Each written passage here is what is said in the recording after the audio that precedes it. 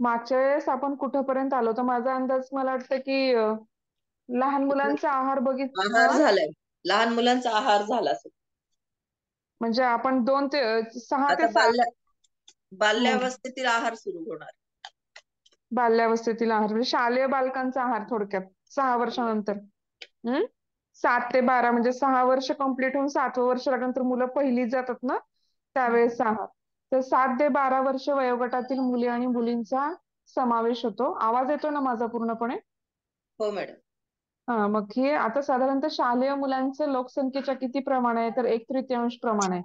म्हणजे किती नाही तरी म्हणलं तरी हे पुढच्या पूर्ण ह्याचे काय असतात की आपले प्रतिनिधित्व करणारी ही मुलं आहेत. म्हणजे साधारणतः ही विकसनशील अवस्था आहे त्यांची. ह्या वयात काय होतं, शारीरिक विकास पण होतो.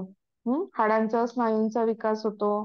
त्याच्यानंतर काय शरीर सुदृढ बनायला मदत होते. व्यायाम, आरोग्य आणि आहार या त्रिसूत्रीचा निद्रा, व्यायाम, आरोग्य आणि आहार ह्याचा जर व्यवस्थित म्हणजे व्यायाम, आहार आणि निद्रा यांचं जर व्यवस्थित आपली त्रिसूत्री वापरली तर आरोग्य काय राहतं, चांगलं राहतं.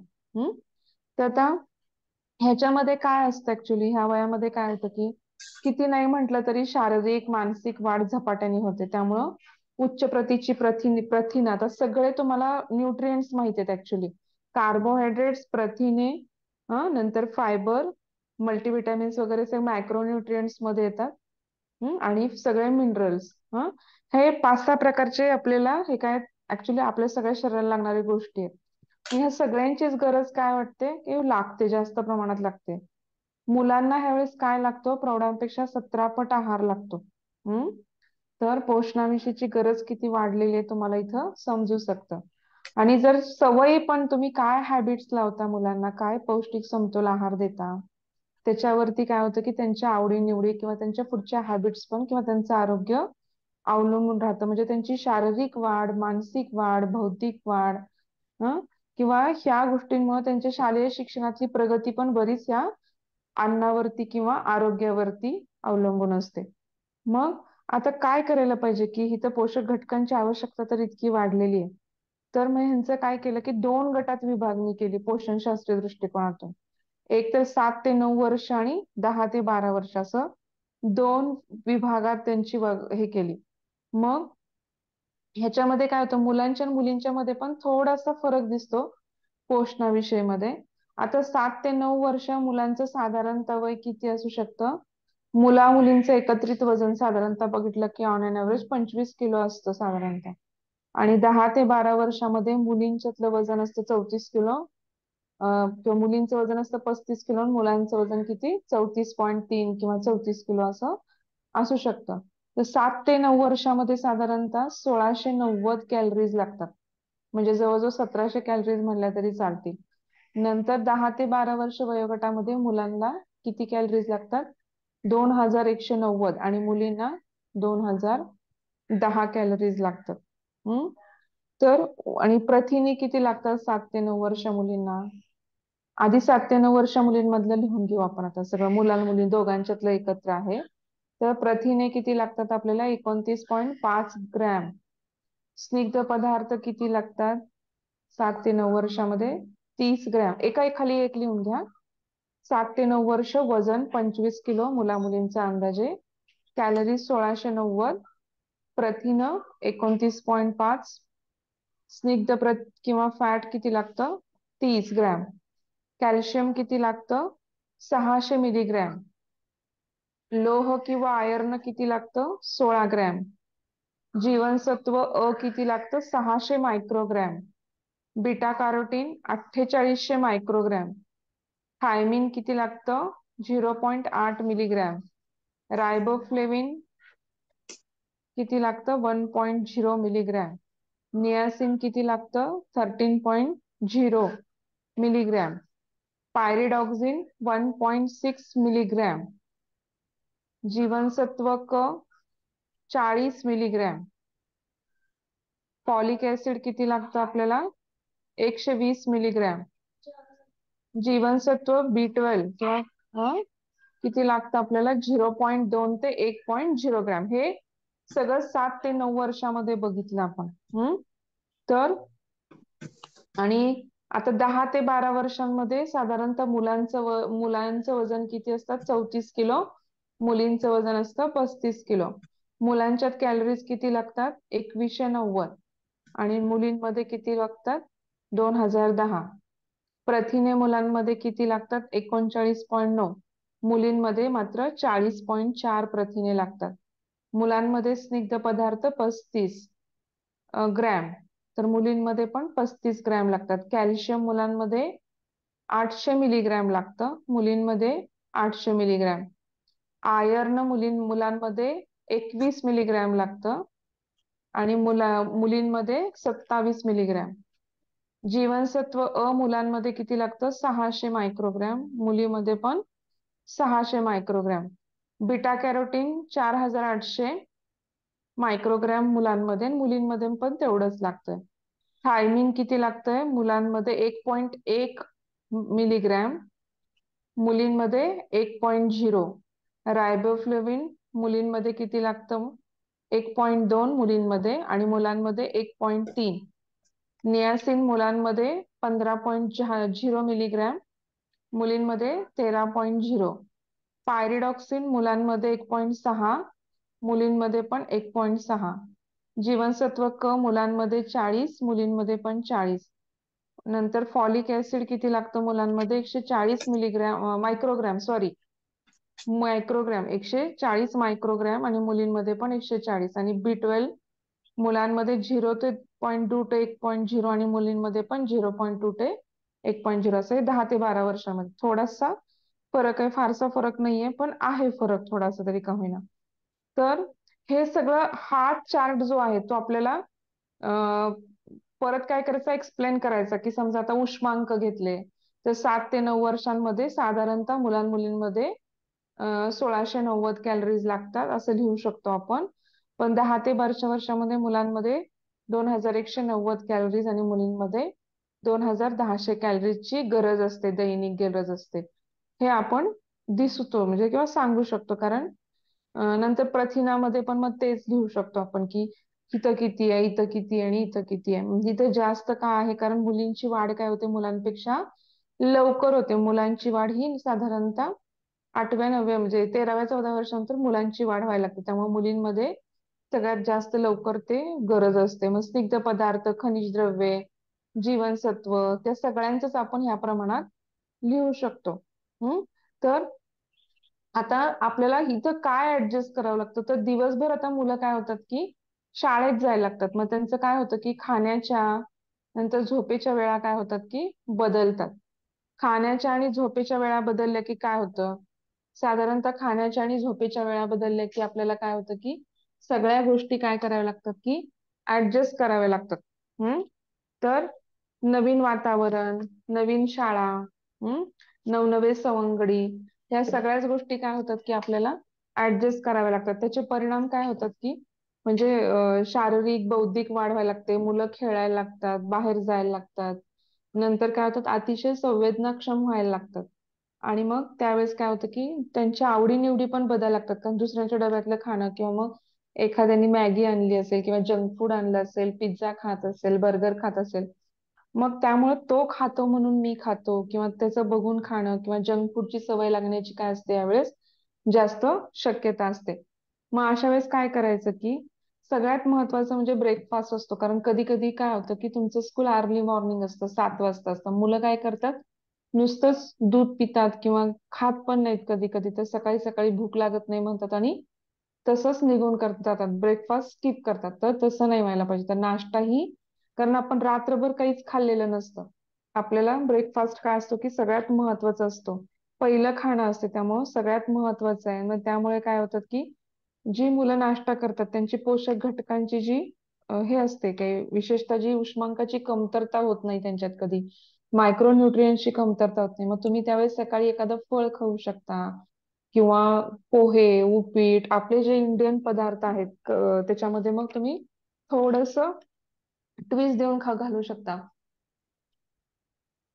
उपीट वगैरे खाताना त्याच्यामध्ये तुम्ही टोमॅटो, वटाणा या भाज्या घालू शकता किंवा पोह्यामध्ये पण टोमॅटो, वटाणा, शेंगदाणे असं जर घातलं तर काय होतं, की मुलांना ते त्यांचे थोडंसं ट्विस्टेड किंवा त्यांना पण त्याच्यामधून पण काय होतं की मायक्रो न्यूट्रिएंट्स किंवा ह्या सगळ्या गोष्टी काय होतात मिळतात.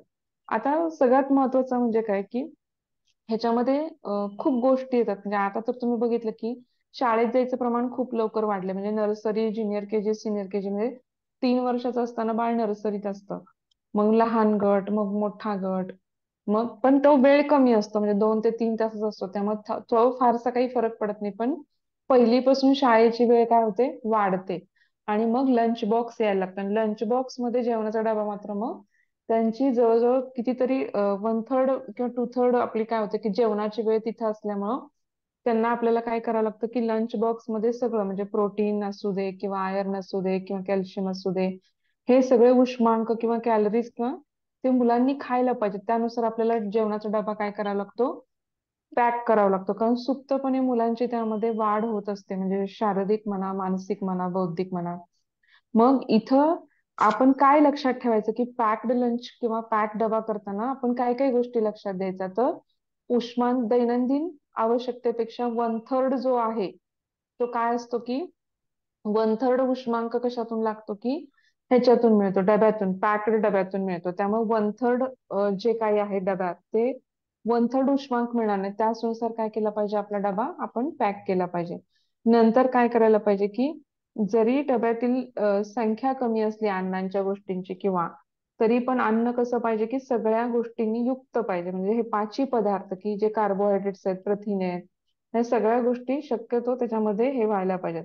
नंतर पालेभाज्यांचा वापर केल्यास काय होतं, तर जीवनसत्वेच्या आणि क्षार ह्यांच्या काय असतात की दैनिक आवश्यकतेपेक्षा 1/3 आवश्यकता काय होते, दैनिक आवश्यकतेपेक्षा पूर्ण होऊ शकते. त्यामुळे तुम्ही पालेभाज्या मग नुसत्या पालेभाज्या नसतील खात तर मग तुम्ही पालकचा पराठा करू शकता. म्हणजे पालक मध्ये कणिक बांधू शकता, मेथीमध्ये कणिक बांधू शकता किंवा कोबीच्या भाजीचे पराठे करून देऊ शकता, आलू पराठा करू शकता. तर तुम्ही म्हणजे त्याच्यामध्ये काय करू शकता की फायबर्स, विटॅमिन्स, मिनरल्स आणि हे सगळं एकत्र तुम्ही त्याचं कॉम्बिनेशन करू शकता. मग त्याच्यानंतर उच्च प्रतीचे प्रथिने मिळवण्यासाठी तुम्ही काय करू शकता, तर 2 किंवा समजा तर तुम्ही व्हेजिटेरियन आहात तर तुम्ही 2 किंवा 3 डाळी एकत्र करून काय करू शकता, त्याचं साधारणतः दाल फ्राय सारखं किंवा मग तुम्ही हे करू शकता की बाबा जे पालेभाजी करणार आहे त्याच्यामध्ये मूग किंवा मटकी किंवा तुरीची डाळ वापरून आपण आता शेपूची भाजी म्हणा किंवा आपण मेथीची भाजी पण डाळ घालून करतो, कोबीची भाजी डाळ घालून करू शकतो. तर मग त्याच्यामध्ये किंवा दाल फ्राय सारखं किंवा डाळ किंवा हे किंवा पनीर वापरू शकता तुम्ही प्रोटीनसाठी. हा किंवा नाचणी आणि बाजरी सारखं काहीतरी जे काही नाचणी बाजरी आहे त्याच्यामधलं पण तुम्ही काहीतरी देऊ शकता थोडंसं कधीतरी अल्टरनेट डे. जर तुम्ही नॉनव्हेज खात असाल तर तुम्ही एग हा सगळ्यात मोठा प्रोटीनसाठी पर्याय असू शकतो. म्हणजे जर तुम्ही नॉन व्हेजिटेरियन आहात तर प्रोटीन पण डब्यामध्ये देऊ शकता, म्हणजे एग देऊ शकता. तर हा नंतर थोडक्यात काय तर डाळींचा आणि तृणधान्यांचा एकत्रितपणे वापर केला तर जे व्हेजिटेरियन लोकांची प्रथिनांची काय होती की हे काय होते दैनिक आवश्यकता पूर्ण होते. नंतर बॉटलमधून मुलांना तुम्ही ताक देऊ शकता किंवा सरबत करून देऊ शकता. मग ते कोकमचं असू शकतं, लिंबाचं सरबत असू शकतं किंवा ताक देऊ शकता, बटरमिल्क. नंतर फळं म्हणजे जशी आहेत तशी देऊ शकता फळं किंवा त्याच्यामध्ये थोडंसं हे करून चाप करून पण तुम्ही थोडंसं सजवून देऊ शकता. त्याच्यानंतर तोच तोचपणा टाळून काय करायचं, विविधता. मग कधी तुम्ही पराठे द्या, कधी तुम्ही त्याचं हे करा काय बाबा, कधीतरी इडली द्या, कधीतरी डोसा देऊ शकता. म्हणजे मग डोसा देताना किंवा उत्तप्पा देताना काय करू शकता तुम्ही की त्याच्यामध्ये पनीर खिसून टाकू शकता किंवा बीट खिसून टाकू शकता, गाजर खिसून टाकू, म्हणजे असं तिरंगी करायचा उत्तप्पा करताना की एका बाजूला असं पनीर, एका बाजूला कोबी, एका बाजूला बीट किंवा गाजर, असं असं तिरंगी जर करून उत्तप्पा दिला तर त्याची चव पण काय नसते, त्या भाज्या पण पोटात जातात आणि उत्तप्पा पण खाल्ला. मग त्यामध्ये खोबऱ्याची चटणी दिली की मग ते फॅट स्निग्ध पदार्थ आणि थोडक्यामध्ये विटॅमिन्स किंवा मिनरल्सची पण काय होते आपली गोष्ट हे होते.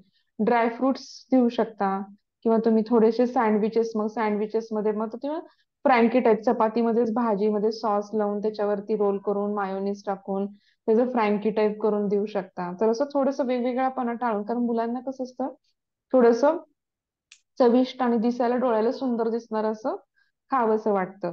मग नाश्ता जो दिलाय तोच पदार्थ डब्यात नाही द्यायचा. नाश्ता जो दिलाय तो सोडून वेगळा पदार्थ शक्यतो द्यावा. पातळ पदार्थ जास्त देऊ नयेत, कारण काय होतं की सांडतात ते पदार्थ.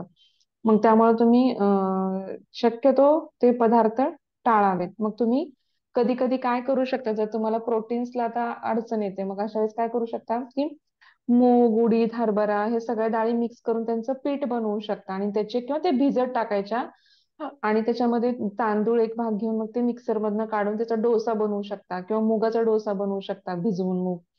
मग त्याच्यामुळे काय होतं की प्रोटीनची पण काय होते की गरज भजून निघते. आता थोडक्यामध्ये जेवणासाठी मी तुम्हाला आता हे सांगता सांगता पदार्थ सांगितलेत, पण अजून काय करू शकता? भाज्यांचे पलाव करू शकता, पनीर पराठा करू शकता, नंतर रायतं करू शकता, संत्री देऊ शकता, मेथीचा भरून पराठा, पनीर पराठा, नंतर काय पालेभाज्या करू शकता, मुळांची उसळ करू शकता. उसळी मेन प्रोटीनसाठी चांगल्या, उसळी देऊ शकता, गाजराची कोशिंबीर, पोळी, पनीर सँडविच, पेरू, फळांमध्ये पेरू, संत्री, सफरचंद, केळ, मग दही भात देऊ शकता, लिंबाचं लोणचं, काकडी, बीटाच्या फोडी. सॅलडमध्ये तुम्ही सगळ्या प्रकारचे सॅलड, बीट, गाजर, काकडी, टोमॅटो, असं सगळं सॅलड पण देऊ शकता. पुदिन्याची चटणी, ताक तुम्ही एखाद्या छोट्याशा बाटलीत भरून देऊ शकता प्यायला, ज्याचं थोडंसं तोंड हे असेल असं. हा. नंतर काय असतं की मुलांना एका ठिकाणी बसून खायला आवडत नाही या वयामध्ये. शक्यतो काय असतं, त्यांना सारखं खेळण्याकडे लक्ष असतं. त्यांना कसं वाटतं की आपण फिरत फिरत खावं, किंवा कंटिन्यू, म्हणजे लक्षच नसतं त्यांचं खाण्याकडे. त्यांचं सगळं लक्ष कशाकडे असतं, तर साधारणतः खेळण्याकडे असतं. मग अशा वेळेस काय करायचं की त्यांना म्हणजे एका वेळेस पोटभर खायला देण्यापेक्षा थोड्या थोड्या वेळाने फ्रिक्वेंटली खायला द्यायचं, स्नॅक्स टाईप. म्हणजे जेवणाला डबा देताना पण समजा एक किंवा दोन पोळ्या दिल्या, मग त्याच्यानंतर थोडं स्नॅक्स टाईप फ्रुट्स किंवा मग ड्राय फ्रुट्स देऊ शकता तुम्ही, की बाबा थोड्या वेळाने तू स्नॅक्स टाईप खाऊ शकतो मध्ये आधी. 10 मिनिटाचा ब्रेक झाला खेळायचा, किंवा मध्ये 5-10 मिनिटं मग सर वगैरे मॅडम यायला, क्लास चेंज होता ना, 10 मिनिटाचा वेळ असतो, मग त्यामध्ये तुम्ही ड्राय फ्रुट्स किंवा बऱ्याच गोष्टी तोंडामध्ये, किंवा शेंगदाणे, फुटाणे असं तोंडामध्ये घालू शकता, किंवा चिरमुरे टाईप असं काहीतरी तोंडात घालू शकता.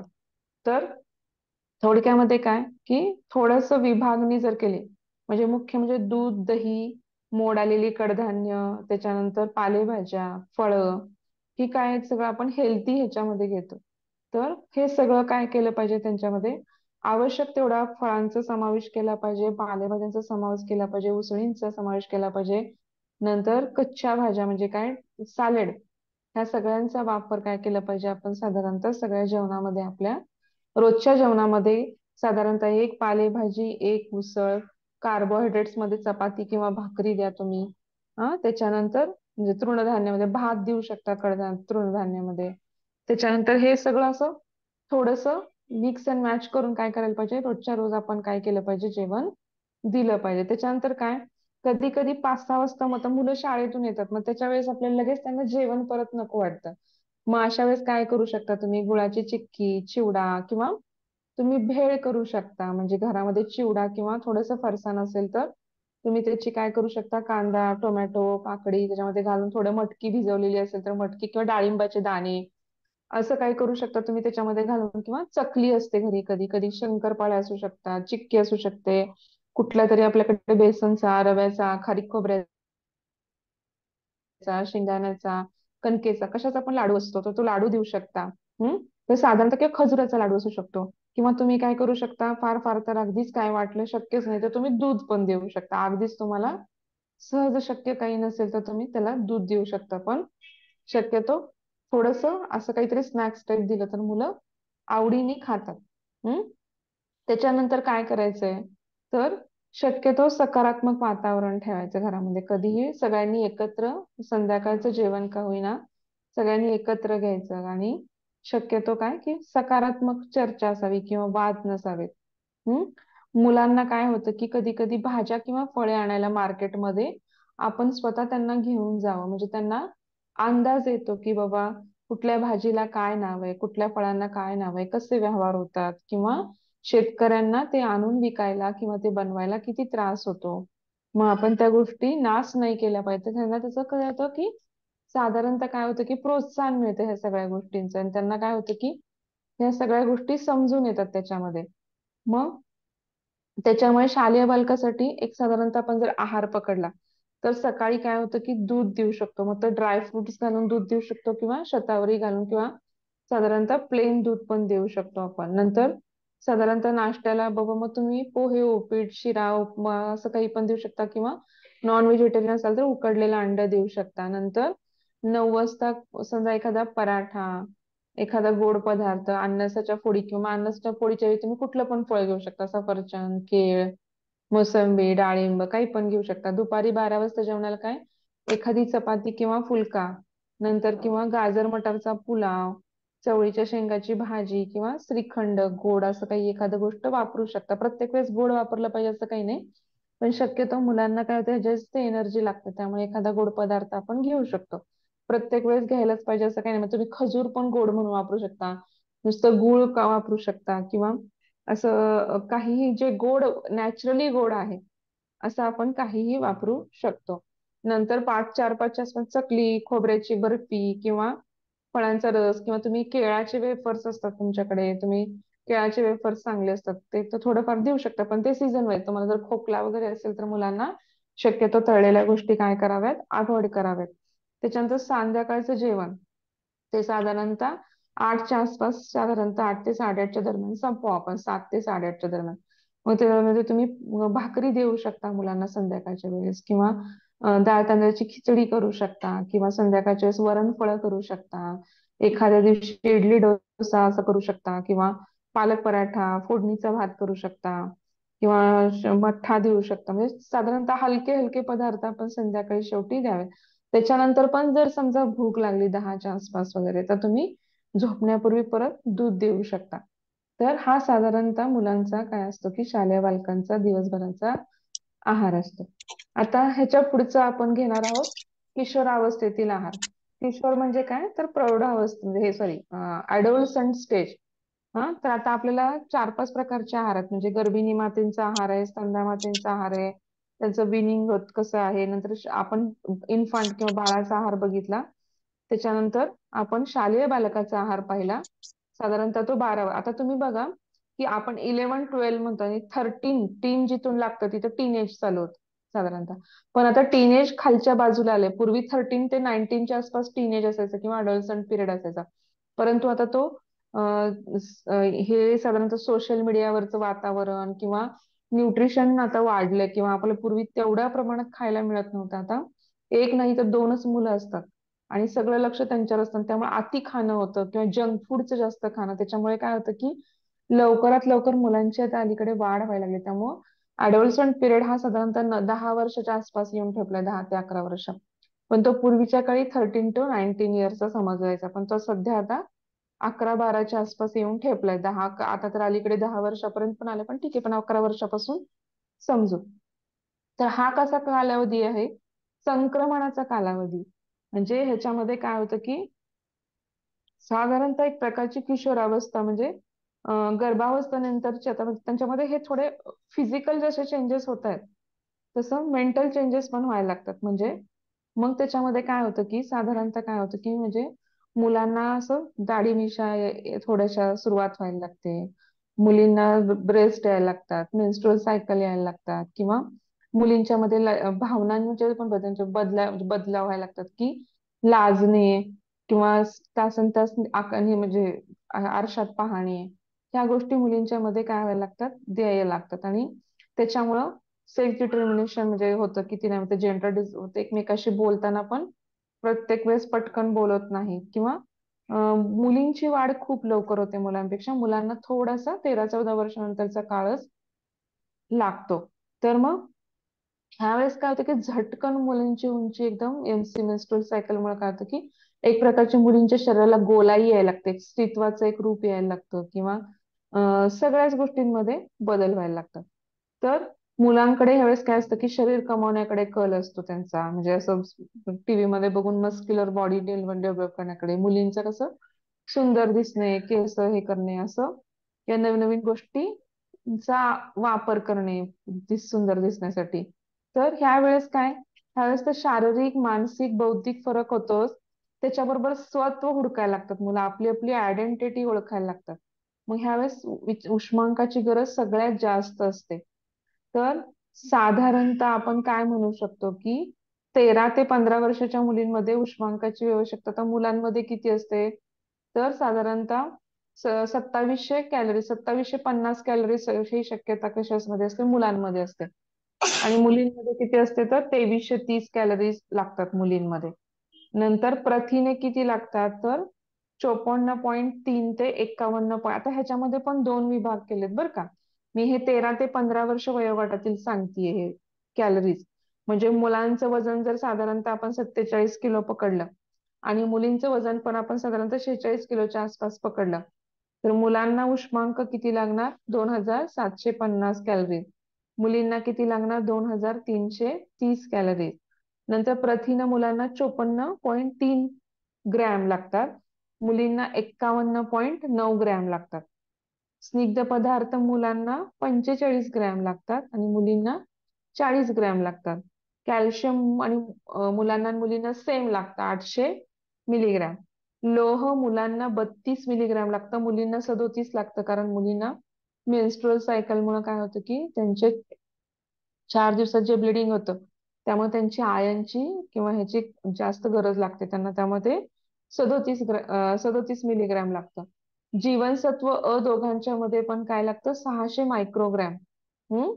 नंतर बीटा कॅरोटीन तेवढंच सेम, 4800 मायक्रोग्रॅम. थायमिन 1.4 मुलांमध्ये, थायमिन मुलींमध्ये 1.2 मिलीग्रॅम. 1 रायबोफ्लोविन मुलांमध्ये 1.6 मिलीग्रॅम आणि मुलींमध्ये पण किती लागतं की 1.2 मिलीग्रॅम. हा, तर नियासिन किती लागतं? नियासिनची सगळ्यात जास्त गरज लागते. मुलांमध्ये 16 लागते आणि मुलींमध्ये 14 मिलीग्रॅम लागते. पायरिडॉक्सिन दोघांच्या मध्ये पण किती लागतं? 2 मिलीग्रॅम. जीवनसत्व क 40 मिलीग्रॅम दोघांच्यात लागतं. आणि फॉलिक ऍसिड पण दोघांच्या मध्ये 150 मायक्रोग्रॅम लागतं. आणि जीवनसत्व B12 पण दोघांच्या मध्ये किती लागतं? 0.2 ते 1.0. आता ह्याच्यामध्ये साधारणतः प्रथिनांची आवश्यकता का वाढते? कारण का? तर मुलींची उंची किती वाढत असते की साधारणतः 5 सेंटीमीटर पासून ते 7.5 सेंटीमीटर एवढी उंची झपाट्यात वाढते. साधारणतः प्रत्येक वर्षाला आपली उंची 5.5 सेंटीमीटरनी वाढत असते, पण त्या काळामध्ये 5 सेंटीमीटर पासून म्हणजे 4.9 सेंटीमीटर पासून 7.2 सेंटीमीटर मध्ये मुलींच्यात उंची वाढत असते. आणि मुलांच्यात पण काय? 4.0 ते 7.7 एवढी मुलांच्यात पण वाढते. वजनामध्ये पण किती वाढ होते? साधारणतः 2.5 ते 6 किलोग्रॅम मध्ये, म्हणजे 2.5 किलो पासून ते 6 किलो पर्यंत एवढं वजन पटपट पटपट वाढू शकतं या काळामध्ये. त्याच्यानंतर काय होतं की मग ह्या काळामध्ये जर एवढी वाढ होत असेल तर प्रथिने मिळावे म्हणून काय काय द्यायला पाहिजे? तर तुम्ही दुधाचा वापर केला पाहिजे, डाळींचा वापर केला पाहिजे, कडधान्यांचा वापर केला पाहिजे, सोयाबीन वापरू शकता तुम्ही. कणकेमध्ये म्हणजे गव्हाचं किंवा गव्हाची कणिक दळताना त्याच्यामध्ये समजा 3 भाग जर गहू असेल तर साधारणतः 1 भाग किंवा 5 किलोला 1 किलो सोयाबीन किंवा अर्धा किलो सोयाबीन तुम्ही काय करू शकता? गरम करून दळणामध्ये टाकू शकता. मग सोयाबीननी पण काय होतं की प्रोटीन मिळायचे वाढतात, कारण सोयाबीन हे व्हेजिटेरियन लोकांना प्रोटीनचा सगळ्यात मोठा रिच सोर्स आहे. त्याच्यानंतर तुम्ही सोयाबीनचं दूध किंवा सोयाबीनचे हे तोफू म्हणतो आपण त्याला, ते तोफू पण वापरू शकता. त्याच्यानंतर साधारणतः किती म्हणजे आपलं वजन जेवढं आहे तेवढंच आपल्याला साधारणतः प्रोटीन्स लागतात. म्हणजे समजा तुमचं वजन जर 50 किलो आहे तर तुम्हाला 50 ग्रॅम प्रोटीन लागणार. तुमचं वजन 54 किलो तर 54, 63 किलो आहे तर 63 ग्रॅम. प्रत्येकी 1 ग्रॅम काय लागतं? प्रोटीन. तर तेवढा प्रोटीन इंटेक तुमचा काय होतो की डेली पाहिजे. मग आता खनिज द्रव्य क्षारमध्ये सगळ्यात जास्त कॅल्शियमची गरज आहे आपल्याला इथं. कारण काय होतं की हाडांची काय होते की उंची वाढायला, म्हणजे उंची वाढते म्हणजे काय होतं की आपली सगळीच ग्रोथ व्हायला लागते. मग त्याच्यामध्ये काय होतं की 150 मिलीग्रॅम कॅल्शियम रोज हाडामध्ये काय जातं? शोषलं जातं. त्यामुळं कॅल्शियमची धारणा शक्ती इथं जास्त आहे, सगळ्यात जास्त कॅल्शियम ऍब्सॉर्ब होतं ह्या काळामध्ये. त्याच्यामुळं जेवढं शक्य आहे तेवढं आपल्याला काय केलं पाहिजे की त्यासाठी आपल्याला कॅल्शियमची शक्यता वाढवणं. मग उन्हात बसलं पाहिजे किंवा तुम्ही जर नॉन व्हेजिटेरियन आहात तर कॉड लिव्हर ऑइल किंवा मासे खाऊ शकता. किंवा तुम्ही कॅल्शियमसाठी मग आपण नाचणी आणि बाजरी, कॅल्शियमचे रागी नाचणी म्हणजे रागी नाचणी बाजरी कॅल्शियमचे रिच सोर्स आहेत. त्याच्यानंतर तुम्ही काय करू शकता साधारणतः कॅल्शियमसाठी की पनीर आणि दूध ह्याचा पण सगळ्यात जास्त काय करू शकता वापर कॅल्शियमसाठी जास्त करू शकता. त्याच्यानंतर अगदीच तुम्हाला जर डेफिशियन्सी वगैरे असेल तर तुम्ही डॉक्टरांना विचारून कॅल्शियमच्या गोळ्या पण काय करू शकता साधारणतः घेऊ शकता. आता मुलींमध्ये मासिक स्रावाद्वारे किती 0.5 मिलीग्रॅम इतकं काय असतं की रोजचं काय होतं की लोह नाश होतो. मग तो भरून काढण्यासाठी मुलींनी आहारातून काय केलं पाहिजे, लोह मिळणं अत्यंत आवश्यक आहे मुलींना. म्हणून त्यांनी हिरव्या पालेभाज्या, बीट, गूळ, पालक या गोष्टींचा काय केला पाहिजे आहारामध्ये वापर, म्हणजे हळीव वापरू शकता तुम्ही, डिंक वापरू शकता. म्हणजे हळीव लाडू करताना किंवा हळीवची खीर करता, हळीव आदल्या दिवशी भिजवायचे आणि त्याची दुधामध्ये तुम्ही जर खीर करून खाली, पहिलवान लोक खातात तसं, तर हळीवनी काय होतं की कॅल्शियम किंवा खसखस ह्याच्याने काय होतं की शरीराची झीज काय होते भरून निघते. हम्म आता जीवनसत्व अ साठी तुम्ही काय करू शकता, तर सगळी पिवळी फळं जीवनसत्व अ साठी तुम्ही वापरू शकता. पालेभाज्या आल्या, फळं आली, म्हणजे त्यामध्ये गाजर आलं विटॅमिन अ साठी, किंवा पपई आली, आंबा आला, हं तर सगळी जी काही संत्री आले, मोसंबी आले, हे सगळं जीवनसत्व अ साठी काय आहेत, चांगल्या गोष्टी आहेत. तर ह्या गोष्टी वापरू शकता तुम्ही. आयर्न साठी बीट पण वापरू शकता, लोखंडाच्या कडे भाज्या करू शकता. हं नंतर काय करायचं की डीएनए आणि आरएनए निर्मितीसाठी पण काय असतं की थायमिन, रायबोफ्लेविन आणि नियासिनची गरज असते. मग ह्यामध्ये साधारणतः 100 मिलीग्रॅम लागतं रोज, म्हणजे बऱ्यापैकी.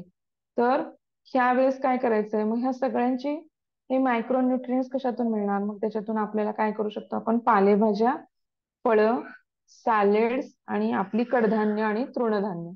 मग अति शिजवायची नाही कुठली गोष्ट, नाही तर काय होतं की नाश होतं. आता पेरू मधून व्हिटॅमिन सी मिळतं, आवळ्यामधून व्हिटॅमिन सी मिळतं, आंबट सगळी जेवढी फळं आहेत, पेरू किंवा हे सगळं, त्याच्यातून काय होतं की आपल्याला व्हिटॅमिन, संत्री, मोसंबी, व्हिटॅमिन सी मिळतं. तर थोडक्यात आपल्याला कुठले कुठले सोर्स आहेत बघून त्यानुसार आपण काय केलं पाहिजे, त्या त्या गोष्टी, म्हणजे कुठलं तरी एक फळ पाहिजेच. मग ते सीझनल फळ घ्या, म्हणजे आपल्या जसं भारतीय ह्याच्यामध्ये सीझन नुसार जशी फळं येतात तसं खात गेलं की त्याची डेफिशियन्सी शक्यतो आपल्याला होत नाही. म्हणजे आता सीझन नुसार आवळ्याचा सीझन होता तेव्हा आपण मग आवळ्याचं लोणचं त्या काळात खातो, आवळे नुसते खातो, आवळ्याचा जाम करून ठेवतो, आवळ्याचा मोरावळा करून ठेवतो, किंवा आवळ्याचं आपण काय करतो, नुसतं खाऊन किसून किसून नुसतं असं सुपारी टाईप करून ठेवतात. तर नुसता आवळा खाल्ला तरी चालतो. किंवा आता लिंबूचं सीझन आहे, लिंबू जास्त प्रमाणात वापरू शकतो व्हिटॅमिन सी साठी आपण. तर हे सगळं जसं सीझनल फळ आणि जसं सीझनल धान्य खातो आपल्याला जसं आहे तसं, त्यानुसार आता ह्या महिन्यामध्ये तीळ किंवा मिक्स भाज्या, आपले सण पण असे आहेत की सीझन वाईज आहे. आणि त्याच्या तुम्हाला तिथं ज्या ज्या न्यूट्रिएंटची किंवा ज्या ज्या उष्णतेची गरज आहे त्या त्यानुसार सण सुद्धा आपले तसेच आहेत. म्हणजे आता ह्या काळात बघा तिळाची जास्त गरज आहे, गुळाची जास्त, संक्रांतीमध्ये आपल्याला गुळतीळ किंवा भोगीची भाजी, बाजरीची भाकरी पचायला सोपी असते त्या काळामध्ये, कारण उष्ण असते, वृक्ष असते, पण थंडीच्या दिवसामध्ये ती पचायला सोपी, म्हणून बाजरी बरोबर मग तूप घालून आपण लसणाची चटणी किंवा सगळे मिक्स भाज्या. कारण आता खूप प्रकारचे पावटा, वाटाणा, घेवडा, इतके मोठ्या प्रकारचे बीज येतात की ते इतर सीझन मध्ये कधी नसतात. आणि त्याच्यामुळे प्रोटीनची शक्यता, म्हणजे ते बावट्याचे बी म्हणा, घेवड्याचे बी म्हणा, वटाणा, या सगळ्या भाज्यामुळे खूप प्रमाणात प्रोटीन्स मिळतात. हम्म तर म्हणजे प्रत्येक सीझन वाईज भारतीय संस्कृतीचं जे काही शेड्यूल आहे किंवा जे काही आहे ते सण म्हणा किंवा त्या त्या सीझन मध्ये लागणाऱ्या गोष्टी बघूनच त्या गोष्टी हेल्थला बघून एक सायंटिफिक दृष्टीने केल्यासारखं जणू काही ते सगळं केलेलं आहे. तर आता इथं किती नाही म्हणलं तरी थोडंसं शारीरिक आणि मानसिक बदल होतात, त्यामुळे मुलांच्या मध्ये काय होतं की दडपण निर्माण होतं आणि आहारविषयक सवयीमध्ये पण काय होतं की प्रॉब्लेम येऊ शकतो. त्यांना ह्या काळामध्ये भयानक भूक लागते, भूक कंट्रोल होत नाही. भावनिक इमोशनल पण काय होतात, परिवर्तन येतात. मुलींच्या मध्ये मेन्स्ट्रुअल सायकल मुळे परिवर्तन येतात, मुलांच्या मध्ये दाढी मिशायला लागतात, नवीन आयडेंटिटी, पिअर प्रेशर, बाकीचे प्रॉब्लेम, स्वतःला हुडकायचं, स्वतःचा विचार करायचं, या सगळ्या गोष्टी स्वतःचं स्वत्व शोधायला लागतात. त्यामुळे आपोआप काय होतं की कधी कधी बाहेरच्या तक्रारी पण चालू होतात खाण्याच्या, मला हे आवडत नाही, मला ते आवडत नाही. किंवा मोठी भावना पण असते की आपण मोठे झालो आहोत, आपल्याला साधारणतः आता आपल्याला आपलं आपलं सगळं पाहिलं पाहिजे, किंवा हे काय, म्हणजे प्रत्येक जण आपलं आपलं शरीर, बॉडी कमवायची, मुलींना आरशात पाहिजे, मग त्यामुळं किती नाही म्हणलं तरी त्यांच्यामध्ये एक प्रकारचे बदल होतात. मग अशा वेळेस आपण काय करावं लागतं की त्यांचे मित्र व्हावं लागतं आपल्याला. आणि थोडंसं कसं बाहेरचे जंक फूड किंवा हे पिझ्झा म्हणा, बर्गर म्हणा, हे मित्रांबरोबर पार्टीमध्ये खाणं किंवा तिथे जाणं, व्यसनाधीनता येऊ शकते. तर ह्या सगळ्या गोष्टींना थोडंसं लक्ष देऊन, त्यांच्याकडे लक्ष देऊन, ह्या वयामध्ये ब्रेन तेवढा डेव्हलप नसतो, तर नूडल्स, वडापाव, बर्गर, चिप्स, हा अजून बरंच काय काय बाहेर मिळतं, पिझ्झा, पेस्ट्री, केक्स, ह्या सगळ्या गोष्टी, कॅडबरी चॉकलेट्स, हे सगळं त्यांचं थोडंसं काय करायला पाहिजे, आपल्याला कंट्रोल करावं लागतं हे सगळं खाणं. मॅगी 2 मिनिट में मॅगी नूडल्स तयार, तसं तर तसं आता तर चायनीज तर खूप पदार्थ आलेत. तर ह्या सगळ्या गोष्टींची क्रेज आपल्याला थोडीशी कमी करून, आपलं शेवयाचं उपीट जे आहे ते थोडंसं नूडल्स टाईप करून, किंवा घरांमध्येच आपल्याला थोड्याशा प्रमाणामध्ये बनवून आपल्याला ह्या सगळ्या गोष्टी हळूहळू थोडंसं, म्हणजे अगदी नाही कमी, पण शक्यतो सवय नाही लागू द्यायची. 6 महिन्यात एखाद्या वेळेस खाणं, किंवा मग 3 महिन्यातून एखाद्या वेळेस खाणं, किंवा 1 महिन्यातून एखाद्या वेळेस खाणं ठीक आहे, पण सारखं कंटिन्युअसली हे बाहेरचे पदार्थ, कारण ओव्हरवेट होण्याची शक्यता असते, हार्मोनल चेंजेस होण्याची शक्यता असते, आणि हॅबिट जर अशा लागल्या तर त्या पुढे जाऊन जंक फूडमुळे ओबेसिटी, बाकीचे प्रॉब्लेम, डायबिटीस, हायपरटेन्शन, किंवा त्यांचंच वेट त्यांना कंट्रोल होतं. आणि आता तर सध्या मोबाईल आणि याच्यामुळे ग्राउंडवर जाण्याची शक्यता कमी. मग कुठला तरी एक खेळ लावायचा, मग खेळ लावला की आपोआप काय होतं, त्याच्यामुळे भूक लागते व्यवस्थित, आणि भूक लागलं की आपोआपच जे काही दिसतं समोर ते चांगलं लागतं, नाहीतर मग मुलांचे नखरे वाढायला लागतात. तर शक्यतो ह्या सवयी लागू नयेत, लठ्ठपणा तयार होऊ नये, ओबेसिटी होऊ नये म्हणून, किंवा कधी कधी काय काय ना पिंपल्स यायला लागतात, मग खूप ऑइली आणि बाहेरचं जंक फूड स्ट्रेसमुळे.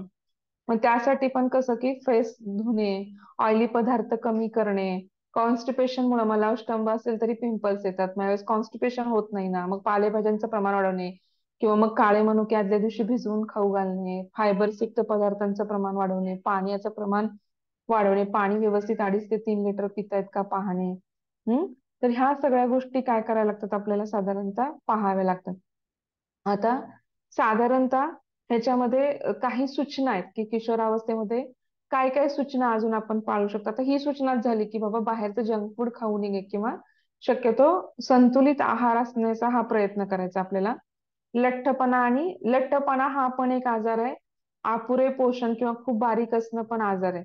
तर ह्याचं दोघांचं समन्वय साधायचा आपल्याला, की त्याच्यात पौष्टिक संतुलित आहार द्यायचा आहे. मग ह्याच्यामध्ये काय करायचंय, तर शक्यतो कॅल्शियमयुक्त पदार्थांचा वापर, मग त्याच्यामध्ये दूध आलं, पनीर आलं, सोया आलं, टोफू आलं, नाचणी आली, बाजरी आली, हा ह्या सगळ्या गोष्टींचं काय करायचंय की कॅल्शियम युक्त, सूर्यामध्ये सूर्यनमस्कार घालणे, सूर्यात बसणे, किंवा सकाळचे कोवळं ऊन घेणे, ह्या सगळ्या गोष्टी आपल्याला करायच्या आहेत. नंतर लोह अभाव होणे हे शक्यतो टाळायचं, मग त्यासाठी बीट, हिरव्या पालेभाज्या, लोखंडाच्या कढईत भाज्या करणे, गुळ खाणे, काकवी खाणे, खजूर, मनुका, किंवा हाळीव किंवा आळीव आपण जे म्हणतो, त्याच्यामध्ये पण काय असतं, आयर्न असतं. तर ह्या सगळ्या गोष्टींचा आहारामध्ये काय करायचं, आपल्याला जास्त प्रमाणात वापर करायचा आहे. त्याच्यानंतर काय करायचं की फास्ट फूड टाळायचे, पिझ्झा, नूडल्स, पावभाजी, क्वचित कधीतरी ठीक आहे महिन्यातून एकदा वगैरे, पण शक्यतो मिरिंडा, सॉफ्ट ड्रिंक जे आहेत, मिरिंडा, हे सगळे काय होतं, दातांचं कॅल्शियमचं झिजवतात. तर हे चांगले नाहीये. थम्सअप म्हणा, पेप्सी म्हणा, तर हे सगळे टाळावेत. फळे आणि पालेभाज्यांचा खूप प्रमाणात वापर करावा. नंतर आवडीनिवडी पण विचारात घेऊन पण सगळा समतोल आहार द्यायचा प्रयत्न करावा. हा डायटिंगचं फॅड येतं ह्या काळामध्ये, माझं वजन वाढलंय, कमी असतं, म्हणजे वजन प्रमाणात असतं पण एकदम झिरो फिगर पाहिजे असते, तर असल्या काही, मग ते झिरो किटो डाएट, म्हणजे कार्बोहायड्रेट्सच खायचे, असले बरेच फॅड मुलांच्यात येतात, मुलींच्यात येतात. तर किंवा मुलं नुसतं प्रोटीन्स प्रोटीन्स खायला लागतात बॉडी बनवण्यासाठी, जिम्स मध्ये जातात, हे सगळ्या गोष्टी आपल्याला लक्ष देऊनपणे मुलांना समजून सांगून टाळायच्या. त्यांना समजून सांगितलं की त्यांनाही कळतं. नंतर भावनिक दबावातून कधी कधी आहाराविषयक सवयी निर्माण, स्ट्रेस इटिंग होतं, किंवा कधी कधी काय होतं की, म्हणजे आता 11वी 12वीच्या मुलांना अभ्यासाचं खूप टेन्शन असतं, जेई नेट कॉम्पिटिशन एक्झाम द्यायला वगैरे, मग मुलं काय करतात, कधी कधी खूप खातात स्ट्रेसमध्ये, किंवा कधी कधी खायतच नाही. तर ह्या गोष्टी आपल्याला, साखर मसालेदार आणि चमचमीत खायला आवडतं, तर तो कधीतरी अधूनमधून ठीक आहे, पण कंटिन्युअस चमचमीत स्पायसी खाण्याने गॅस्ट्रायटिस होऊ शकतो, वॉमिटिंग होऊ शकतं, ऍसिडिटी होऊ शकते, जळजळ होऊ शकते. हम्म. नंतर काही गोष्टी त्यांना विकत आणायला लावायच्या, की बाबा थोडंसं आपल्याबरोबर खरेदीला, किराणा खरेदीला किंवा फळभाज्यांच्या कधीतरी आठवड्यातून किंवा महिन्यातून एकदा बरोबर घेऊन जावं. मग त्यांना पण उत्साह वाढतो, त्यांना पण त्या गोष्टी कळतात. नंतर खाण्याविषयी त्यांचे काही गैरसमज असतील, त्यांना काय वाटत असेल तर ते ऐकून घेऊन त्यांचे गैरसमज दूर करायचा आपण प्रयत्न केला. कधी कधी काय होतं की अयोग्य आहारामुळे काय होते, ह्या मुलांच्या मध्ये काय काय आजार येतात, तर ओबेसिटी हा सगळ्यात महत्वाचा आभास. कधी कधी काय होतं की अॅनोरेक्सिया नर्व्हेजा किंवा बुलिमिया किंवा उलटी करतात, खातात खातात आणि वजन वाढवणे म्हणून उलटी करणे. तर ह्या गोष्टी पण त्याच्यामध्ये डेव्हलप होऊ शकतात.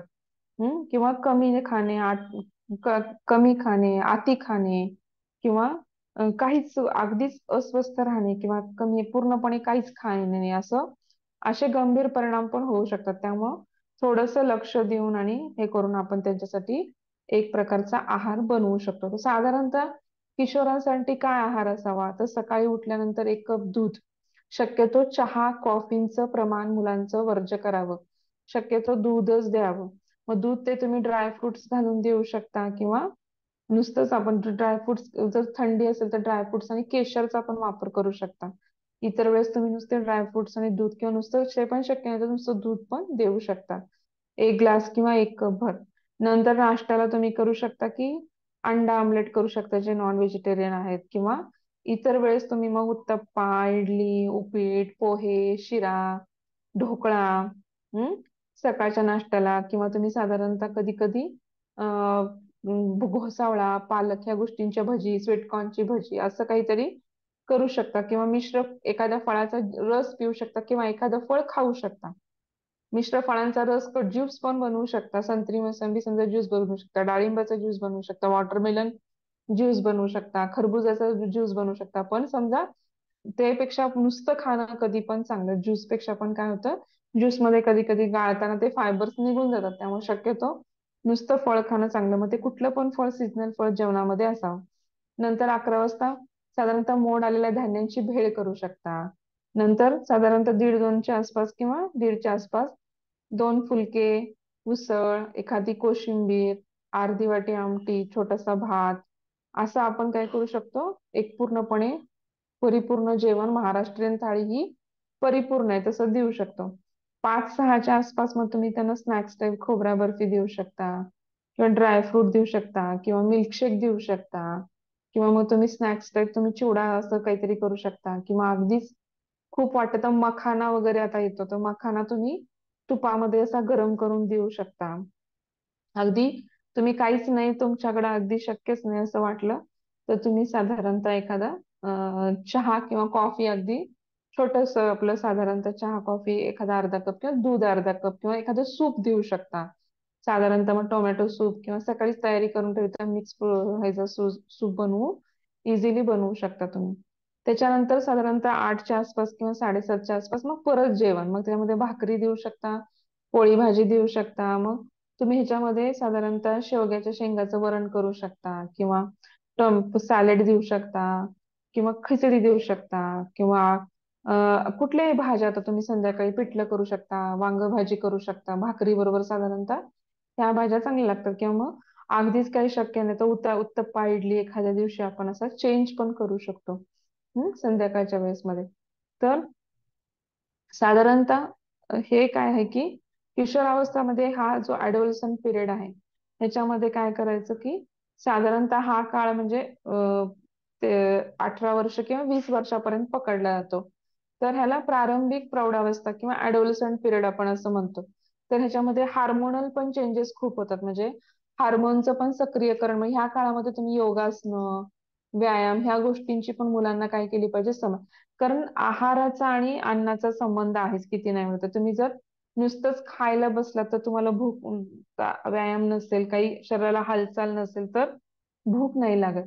तर अशा वेळेस थोडंसं तुमच्या हेल्थसाठी किंवा तुमच्या हार्मोनल फिटनेससाठी आपल्याला काय केलं पाहिजे की साधारणतः हा आहार काय केला पाहिजे, आपल्याला दिला पाहिजे. त्याच्यानंतर ह्या काय करायचं की आपल्याला हे सगळं आपण आता काय बघितलं, पोषक घटकांची आवश्यकता बघितली. प्रथिने पण बघितले. आता आपल्याला सगळ्यात शेवटी की वृद्धावस्थेतला आहार पाहायचा आहे. तुम्ही सुरुवात करते, आपल्याला 10 मिनिटं राहिली आहेत, आपल्याला साधारणतः 5-10 मिनिटं. तर वृद्धावस्थेतील आहारामध्ये आपल्याला काय करायचंय, तर वृद्धावस्थेमध्ये काय बदल होतात ते सगळ्यात पहिल्यांदा बघायचं आपल्याला. तर वृद्धावस्था काय आहे की नैसर्गिक प्रक्रिया, म्हणजे प्रत्येकाला कधी ना कधी ते जन्म, मग तरुणपण, मग प्रौढावस्था आणि मग साधारणतः वृद्धावस्था येते. तर वृद्धावस्थेमध्ये काय आहे की साधारणतः काही जण 50व्या वर्षीच वृद्ध दिसू लागतात, तर काही जण 60 वर्षात पण चपळ असतात. म्हणजे वृद्धावस्था कधीपासून सुरू होते असं आपण म्हणू शकत नाही, पण शक्यतो साधारणतः 55 पासून आपण किंवा 50 पासून थोडस, म्हणजे सिनियर सिटीजन 60 वर्षापासूनच म्हणतो आपण वृद्धावस्था. तर आपण 55 ते 60च्या पुढचा काळ हा वृद्धावस्था म्हणून समजू. तर इथं काय होतं की आता सध्याच्या काळात काही म्हणजे राहणी इतक्या प्रत्येक आजारावर काही ना काहीतरी औषध, त्यामुळे काय होतं की आयुष्याचा कालावधी वाढलेला आहे. त्यामुळं वृद्धावस्थेतील लोकांची संख्या पण काय होते की साधारणतः वाढलेली. निवृत्तीचं वय हे साधारणतः 58 वर्ष गव्हर्नमेंटने पकडले. तर तिथून साधारणतः 60व्या वर्ष वृद्धावस्था चालू जाते असं आपण म्हणायला काहीच हरकत नाही. तर इथं शारीरिक आणि मानसिक काय बदल होतात हे साधारणतः आपण पाहिलं होतं. वाढत्या वयानुसार चयापचयाचा वेग कितीने कमी होतो, तर साधारणतः 10 ते 50% काय होतं की आपल्याला आपल्या आहाराचा वेग काय होतो की साधारणतः कमी होतो. नंतर काय होतात की टेस्ट बर्ड जे आहेत आपले, जे आपल्याला टेस्ट दाखवतात, तर त्यांचं काय होतं की काही भागामध्ये चव आणि गंध आणि संवेदना क्षमता काय होतात की कमी होतात. हम्म केस खूप पडणे पांढरे झालेले असतात, म्हणजे बायकांचे केस खूप पांढरे, पुरुषांचे तर काय कायांचं टक्कलच पडतं. दात पडायला लागतात किंवा दात हालायला लागतात. हाडे ठिसूळ व्हायला लागतात. नंतर शरीरातील पाणी कमी होतं, त्यामुळे काय होतं, तापमान नियंत्रित राहत नाही, त्वचा कोरडी होते, सुरकुतलेली असते. म्हणजे वजन कमी व्हायला लागतं. शारीरिक हालचाली पण काय होतात, मंदावतात, त्यामुळे रिफ्लेक्स ऍक्शन्स कमी होतात. तोंडात लाळ कमी प्रमाणात तयार होते. मग त्यामुळे काय होतं की पिष्टमय पदार्थांचं पचन व्हायला, कारण पिष्टमय पदार्थाचं पचन तोंडातूनच चालू होतं, तर तोंड कोरडं पडतं आपोआपच, आणि त्याच्यामुळे काय होतं की पिष्टमय पदार्थांचं पचन व्हायला पण काय होतं की वेळ लागतो. नंतर यकृत आणि मूत्रपिंड यांची कार्यक्षमता काय होते, कमी होते. म्हणून वृद्धपणी काय होतं की शक्यतो मग ते आपापच काय होतं की किडनी मधून औषधांचा निचरा होतो का नाही आपल्या. तर शक्यतो वृद्धपणी विचारल्याशिवाय औषधं घ्यायची नाहीत, कारण लिव्हरचं आणि किडनीचं काम त्या मानाने चांगलं होत नसल्यामुळे आपापच औषधांचा निचरा पण व्यवस्थित होत नाही. म्हणून डॉक्टरांना विचारल्याशिवाय कुठलीही पण औषधे घेऊ नयेत. नंतर हृदय आणि फुफ्फुसाची पण कार्यक्षमता काय होते, कमी होते. हम्म हाडांचं स्नायूंचं वजन कमी होतं. चरबीचं प्रमाण, म्हणजे कोलेस्ट्रॉल वाढतं, थोडक्यात रक्तवाहिन्यामध्ये काय असतो, कोलेस्ट्रॉल वाढतो, रक्तदाब वाढतो, हृदयविकारांचं प्रमाण वाढतं. बायकांच्या मध्ये पण मेन्स्ट्रुअल सायकल, मेनोपॉज आल्यामुळं मेनोपॉज 50शीलाच येतो साधारणतः. आता तर तो खूप अलीकडे सरकला, साधारणतः 43 ते 45 वर्षानंतरच्या बऱ्याच बायकांमध्ये मेनोपॉज दाखवतो. मेनोपॉज नंतर पण बायकांच्यात बरेच बदल होतात, भावनिक आणि शारीरिक. वजन वाढतं कधी कधी, नंतर केस पांढरे व्हायला लागतात लवकरात लवकर, हाडे ठिसूळ व्हायला लागतात, थकवा येतो, फ्लशिंग, हॉट फ्लशिंग झाल्यासारखं वाटतं. असं बायकांच्यातले प्रॉब्लेम्स तर अजूनच वेगळे असतात. संप्रेरक म्हणजे हार्मोन जे आहेत, तर त्यांचं प्रमाण पण व्यवस्थित, म्हणजे थायरॉइड ग्रंथीची क्रियाशीलता कमी होते. सगळ्याच हार्मोनचं संप्रेरकाचं काम काय होतं, बऱ्यापैकी कमी प्रमाणात होतं. नंतर काय होतं की रक्तवाहिन्यामध्ये कसं असतं की आता कोलेजन असतं आपल्या त्वचेमध्ये. आपल्याला बघा की ज्यांच्यात कोलेजन कमी आहे त्यांना स्ट्रेच मार्क्स लवकर पडतात, म्हणजे तरुणपणी वय वाढताना वजन एकदम वाढलं तर काय होतं, त्यामुळं सांधे कमजोर होतात, गुडघे दुखायला लागतात, अस्थी सुकायला लागतात, थोड्याशा धक्क्याने पण फ्रॅक्चर्स व्हायला लागतात. हम्म तर हे सगळ्या गोष्टी काय होतात, कॅल्शियम, आणि स्त्रियांमध्ये तर कॅल्शियम आणि नायट्रोजनचं शोषण पण काय होत नाही, योग्य प्रकारे होत नाही.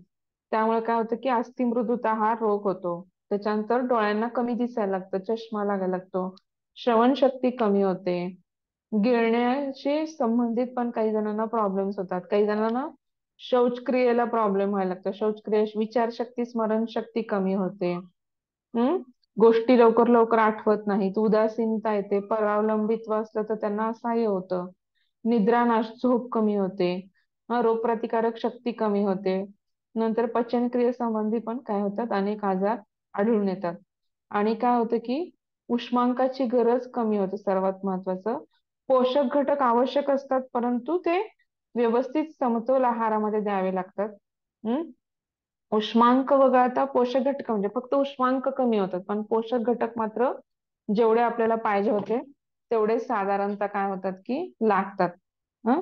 तर आता उष्मांकामध्ये आता आपल्याला बघायचंय की साधारणतः समजा 60 ते 75 वर्ष वयाची माणसं आहेत. पुरुषामध्ये 55 किलो वजन पकडा आणि स्त्रीमध्ये 45 किंवा 50 किलो वजन पकडा. म्हणजे पुरुषामध्ये 60 किलो पकडा, स्त्रियामध्ये 50 किलो वजन पकडा. हा, आता पूर्वी एवढं एवढं एवढे कमी वजनाचे खूप लोक कमी असतात, म्हणजे 45 वगैरे. आपण 50 किलो साधारणतः स्त्रियांचं वजन पकडू आणि पुरुषांचं वजन आपण साधारणतः 60च्या आसपास पकडू. तर पुरुषांमध्ये 2100 कॅलरीज लागतात, स्त्रीमध्ये 1700 कॅलरीज लागतात. प्रथिने पुरुषांमध्ये 55 ग्रॅम लागतात, स्त्रीमध्ये 45 ग्रॅम लागतात. कॅल्शियम 500-500 मिलीग्रॅम दोघांमध्ये लागतं. लोह पुरुषांमध्ये 20 किलोग्रॅम, स्त्रियांमध्ये 30 मिलीग्रॅम लागतं. जीवनसत्व अ 750 मायक्रोग्रॅम दोघांच्यातही लागतं. थायमिन 1.2 मिलीग्रॅम पुरुषांमध्ये आणि 1 मिलीग्रॅम स्त्रियांमध्ये लागतं. नंतर रायबोफ्लेविन 1.3 मिलीग्रॅम पुरुषांच्यात लागतं आणि 1 मिलीग्रॅम स्त्रियांमध्ये लागतं. नियासिन 16 मिलीग्रॅम पुरुषात लागतं आणि 13 मिलीग्रॅम कोणाच्यात लागतं, स्त्रीत लागतं. जीवनसत्व क 5 मिलीग्रॅम पुरुषांच्यात लागतं आणि 5 मिलीग्रॅम स्त्रियांच्यात लागतं. फॉलिक ऍसिड दोघांच्यात 100-100 मायक्रोग्रॅम सेम लागतं आणि B12 1.0 मिलीग्रॅम दोघांच्यात साधारणतः सेम लागतं. तर आता इथे चयापचय गती मंद होते म्हणजे उष्मांक कमी लागणार, त्यामुळे आपोआपच शारीरिक क्षमता पण काय होते, कमी होते. तर प्रौढावस्थेपेक्षा इथे 25% उष्मांक आपल्याला काय लागतात, कमी लागतात. 25% उष्मांक कमी. आता बघा, मी आपल्या 2000 वगैरे 2120 वगैरे कॅलरीज लागत होत्या आपल्याला, तर ते आता त्या कितीवर आल्या, म्हणजे 2250 वगैरे. परंतु काय होते की साधारणतः कधी कधी 2700-2800 पर्यंत. तर हे साधारणतः 25% किती नाही म्हटलं तरी आपल्याला हे प्रत्येक व्यक्तीनुसार कमी अधिक असू शकतं, नाही असं नाही, पण एक साधारणतः सरासरी ऍव्हरेज आपल्याला इथं दिलेलं असतं. आता ह्याच्यामध्ये काय, तुम्ही किती निष्क्रिय आहात किंवा तुम्ही किती काम करताय ह्याच्यावर पण कॅलरी. आता तुम्ही व्यायाम करत असाल, तुम्ही सकाळी रोज वॉकिंगला जात असाल, काही खेळ खेळत असाल किंवा तुमच्या आवडीचे पर्यटन ट्रेकिंगला जात असाल ह्या वयात पण, तर काय होतं, किंवा तुम्ही काय काम करता, कसं काम करता, किती सक्रिय राहता, त्याच्यावरती काय होतं की या उष्मांकाच्या कॅलरीज काय होतात आज साधारणतः हे हे असतात, म्हणजे गरज असते. वृद्ध पुरुषामध्ये आता आपण सांगितलं की 2100 आणि स्त्रियामध्ये 1700. तर पचन क्षमता इथं कमी होते. त्याच्यामुळे काय होतं की प्रथिनांची कमतरता निर्माण होण्याची शक्यता, कारण का प्रथिने पचन व्हायला सगळ्यात जास्त पचनाला प्रथिनाला गरज असते. कारण प्रथिनाने बघा तुम्ही ब्लोटिंग होतं, खूप जास्त प्रथिने घेतली तर तरुणपणी पण प्रथिने पचत नाहीत. खूप उसळी खाल्ल्या तर आपण म्हणतो गॅसेस झाले, ब्लोटिंग व्हायला लागले. काय खाल्लं, वटाणा खाल्ला का मटकी खाल्ली, आपण हरभरा खाल्ला, विचारतो लोकांना. तर प्रथिने पचायला काय, मग ते तुम्ही बघा, म्हणजे आपण उसळी वगैरे पण छोले म्हणा, हरभरा म्हणा, आदल्या दिवशी भिजवतो. राजमा म्हणा, आदल्या दिवशी भिजवतो, नंतर तो रात्रभर भिजवून आपण सकाळी परत कुकरला 3-4 शिट्ट्या देतो आणि मग त्याची परत भाजी बनवतो. मग इतक्या सगळ्या प्रक्रिया करून पण आपल्याला कधी कधी पचायला काय होतं, ते अवघड जातं. तरी पण काय होतात की गॅस निर्माण होतात. त्यामुळे पचनशक्ती त्यांच्यात कमी झाल्यामुळं त्यांना काय होऊ शकतं, प्रथिनांची कमतरता जाणवू शकते. मग अशा वेळेस काय करायचं की त्यामुळे आहारामध्ये दूध आणि दुधाचे पदार्थ, ताक, तृणधान्य आणि डाळी यांचा एकत्रित वापर करावा. कारण दुधातील प्रथिने काय असतात, सुलभ असतात पचायला. त्यामुळे साधारणतः 250 ते 400 मिली दूध आपण काय करायला पाहिजे, रोजचं त्यांना द्यायला पाहिजे.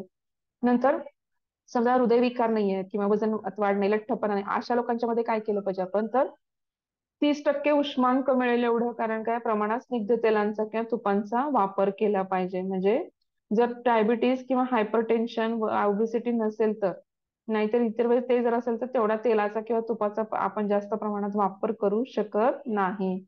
कारण काय होतं की त्याने काय होतं की आपोआपच एक त्वचेला किंवा शरीराला तुपामुळे काय होतं की एक सॉफ्टनेस येतो. आणि त्यामुळे आतडं स्निग्ध म्हणजे कलमलाष्टंभ होत नाही, स्किन तजेलदार राहते. हम्म किंवा ह्याच्यातून पण तुपातून आणि तेलातून पण विटॅमिन्स किंवा B12 वगैरे मिळतात. त्यामुळं ह्या वेळेस आपण काय करू शकतो, 30% ज्यांना असं प्रॉब्लेम नाही त्यांना मध्ये 30% आपण काय करू शकतो, स्निग्ध पदार्थांचं प्रमाण वाढवू शकतो. नंतर जीवनसत्व आणि क्षार. आता फॉलिक ऍसिड किंवा जीवनसत्व हे आता थोडक्यात बघा तुम्ही ह्याच्यामध्ये काय येतं की क आणि ड जीवनसत्वाची कमतरता सगळ्यात जास्त जाणवते म्हाताऱ्या लोकांमध्ये. तर त्यामुळे अस्थिभंग होऊ शकतो किंवा प्रोस्टेट एन्लार्जमेंटचे आजार असतात लोकांना, मोतीबिंदू असतो किंवा ह्या गोष्टी शस्त्रक्रिया वारंवार कराव्या लागू शकतात. तर अशा वेळेस काय करायचं मग, ते इन्फेक्शन होण्याचे चान्सेस असतात. त्यामुळे व्हिटॅमिन सी जास्त प्रमाणात पाहिजे. हा त्याच्यानंतर आपण काय करू शकतो, मग त्यासाठी त्यांना फळं, मग फळांचा वापर आपण थोड्या प्रमाणात म्हणजे काही प्रमाणात का होईना पालेभाज्या आणि फळांचा वापर आपण केला पाहिजे. पालेभाज्यामधून क्षार पण मिळतात, मिनरल पण मिळतात, म्हणजे लोह, कॅल्शियम, आयर्न, लोखंडाच्या कडीत भाज्या करणे. ड्रायफ्रुट्सचं तुम्ही काय करू शकता की ते भिजवून त्यांना रोजच्या रोज खायला देऊ शकता. जे हलक्या हलक्या गोष्टी, मखाना वगैरे हे हलके आहेत पचायला, ते देऊ शकता. त्याच्याने पण काय होतं की अमिनो ऍसिडची कमतरता कमी होते. मग बायकांना तर ऑस्टिओपोरोसिस 50 नंतर काय होतं, मेनोपॉज मुळे ऑस्टिओपोरोसिस होतो. अशा वेळेस काय केलं पाहिजे, त्यांना 1000 मिलीग्रॅम रोजची काय होती की कॅल्शियमची आवश्यकता वाढते 1000 मिलीग्रॅमनी. मग अशा वेळेस काय होतं, तर त्यांना साधारणतः कॅल्शियमच्या गोळ्या पण देऊ शकतो सप्लिमेंटरी म्हणून, किंवा मग दुधाचं प्रमाण करा, किंवा मग तुम्ही पनीर वापरा किंवा टोफू वापरा थोड्या प्रमाणामध्ये, किंवा कडधान्यामध्ये नाचणी आणि बाजरीचा वापर सीझनल वाईज तुम्ही नाचणी तुम्ही आठवड्यातून एकदा पण का दोनदा काही होणार वापरू शकता. मग त्याचे नाचणीचे भाकरी करू शकता किंवा नाचणीचे पेज करू शकता, आंबील करू शकता. असं थोड्या प्रमाणामध्ये काय करू शकता, आंबील पचायला सोपं जातं. हम्म तर ह्या सगळ्या किंवा दही, दहीने प्रोबायोटिक्स वाढतात शरीरामध्ये. तर अशा प्रकारे झिंक आहे तर सप्लिमेंटरी देऊ शकता. किंवा मग आता तुम्ही हे मिनरल वॉटर वापरता सगळं, त्याच्यामध्ये काय होतं, सगळे मिनरल निघून जातात बऱ्यापैकी. तर पाण्याचा थोडासा TDS वाढवू शकता तुम्ही, आणि मग मिनरल्स काय होतात शरीरामध्ये मिळतात साधारणतः. नंतर फायबर युक्त मध्ये मग तुम्ही सफरचंद, केळं, पालेभाज्या, त्याच्यामध्ये संत्री, मोसंबी, सरळ फळं खाणे त्याच्याशिवाय. म्हणजे काय होतात की फायबर्स काय होतात जास्त प्रमाणामध्ये मिळतात. चौथा किंवा कोंडा, धान्यातला कोंडा काढून टाकायचा नाही, तर त्याच्यामुळे पण काय होतं, फायबरयुक्त हे खाल्ल्यामुळं पचायला सोपं जातं. पाणी जास्त प्रमाणात प्यायचं, कारण तुम्हाला मी म्हटलं की त्यांच्यामध्ये त्वचेत कोरडी पडते किंवा डिहायड्रेशन जास्त प्रमाणात असतं म्हाताऱ्या लोकांच्या, त्यामुळे त्यांनी शक्यतो पाण्याचं प्रमाण पण जास्त वाढवलं पाहिजे. तर साधारणतः तुम्ही लक्ष घ्या की वृद्ध वयामध्ये काय आहे की एक साधारणतः 60 वर्षाच्या पुढे आपलं वजन पण आपण काय केलं पाहिजे, कमी केलं पाहिजे, किंवा आपोआपच कमी होतं पण ते कमी पण केलं पाहिजे. तर साधारणतः वृद्ध पुरुष असेल तर आपण 60 किलो वजन, आणि स्त्री असेल तर 50 ते 55 किलोच्या आसपास वजन पकडलं जातं. तर तृणधान्य किती प्रमाणात असावी, तर 285 ग्रॅम किंवा तेवढ्या प्रमाणात. डाळी 75 ग्रॅम, कंदमुळे 200 ग्रॅम, हिरव्या पालेभाज्या 200 ग्रॅम, सॉरी 100 ग्रॅम, इतर भाज्या 200 ग्रॅम, फळे 200 ग्रॅम पाहिजेत, दुधाचे पदार्थ 300 ग्रॅम, साखर 20 ग्रॅम, आणि तेल ते तूप 25 ग्रॅम, आणि मांस आणि अंडे खात असतील तर 30. पण शक्यतो ह्या वयामध्ये म्हणजे जसं पचन संस्था आपली काम करते त्या आपण त्यानुसार आपण ते बघायला हवंय. पुढचं लेक्चर आहे का? नाही मॅडम. नाहीये. बरं, मग आपण एवढं थोडस संपवून टाकायचं का हे जे वृद्ध व्यक्तींचं. तर ते साधारणतः मार्गदर्शक सूचना फक्त राहिल्यात आपल्याला काय करायचंय की, तर 50 ते 60 वर्षानंतर तेल किंवा तुपाचं प्रमाण शक्यतो थोडं कमीच ठेवावं. जास्त प्रमाणात तेल किंवा तूप वापरू नये. म्हणजे काही जण सायुक्त दूध पितात, तर फॅट जास्त किंवा टाळावं. तूप ठीक आहे, तेल ठीक आहे, पण म्हणजे ते कमी प्रमाणात, म्हणजे तरी असलेल्या भाज्या वगैरे करू नयेत. किंवा साधारणतः दर 5 वर्षानंतर दैनंदिन जेवणातलं तृणधान्याचं प्रमाण, म्हणजे कार्बोहायड्रेट जे आपण खातो त्यांचं प्रमाण कमी करावं. म्हणजे आपण आधी 2 फुलके खात असतो तर आपण एका फुलक्यावरती यावं, एक फुलका खात असेल तर अर्ध्या फुलक्यावरती, असं हळूहळू आपलं कार्बोहायड्रेटचं प्रमाण काय होतं की साधारणतः आपण कमी करावं थोडं थोडं. फक्त त्याऐवजी काय करावं की मग काजू, बदाम, अक्रोड असले जे ओरिजिनल जे ड्रायफ्रुट्स आहेत किंवा त्याचा वापर किंवा शेंगदाणे त्यांचा वापर आपण काय केला पाहिजे किंवा खोबरं ज्याच्यामध्ये ऑइल आहे अशा गोष्टींचा वापर डायरेक्ट जास्त प्रमाणात करावा. नंतर दातांचं पण अडचण येते. मग अशा वेळेस काय व्हायचं की प्रथिनांचा पुरवठा व्हायला आपण घट्ट सैलसर वरण, नंतर मऊ शिजलेल्या भाज्या, कडधान्य मऊ शिजलेली ह्या सगळ्यांचं प्रमाण काय करायचं की कारण चावता येत नसतं. मग त्यामुळे डायजेस्ट होण्याची शक्यता नसते म्हणून जास्त शिजवायचं आणि ते थोडंसं सॉफ्ट करू शकता आपण किंवा फुलके वगैरे तूप घालून वापरू शकता किंवा कुस्करून भाज्या आणि डाळी, वरण, पांगरगट्टा भाज्या असं कुस्करून खाऊ घालू शकता. जर चावता येत नसेल तर. नंतर कॅल्शियम जवळ जसं हे फक्त दुधाचं प्रमाण, दहीचं प्रमाण, ताकाचं प्रमाण, तर हे सगळ्या गोष्टी आपण काय करू शकतो जेवणामध्ये वापरू शकतो. नंतर जीवनसत्व क आणि पोटॅशियम मिळण्यासाठी रोज एखादं मध्यम आकाराचं कुठलं पण फळ काय खावं म्हणजे सीझनल फळं खावीत. पालेभाज्या आणि फळभाज्यांचा जास्त प्रमाणामध्ये वापर करावा. रात्रीच्या जेवणामध्ये काय करायचं शक्यतो पालेभाजी खाणे जास्त केलं कारण उत्सर्जन किंवा म्हातारपणा मला पाण्याचं प्रमाण नीट वापरा म्हणजे काय होतं की मलावष्टंभ होत नाही. नंतर ग्रहा गोड चव आपल्याला एक तृप्तता किंवा समाधान देते पण म्हातारपणी आपण काय केलं पाहिजे विनाकारण सारखं साखर आणि गुळाच्यावर मर्यादा घालायच्या थोड्या पण खूप पण मर्यादा नाही थोड्या प्रमाणात का होईना त्यांच्या जेवणामध्ये समावेश हवा. मिठाचं प्रमाण कमी करावं. दिवसभरामध्ये साधारणतः 1.5 ते 2 लिटर पाणी 2-2.5 लिटर पाणी प्यावं.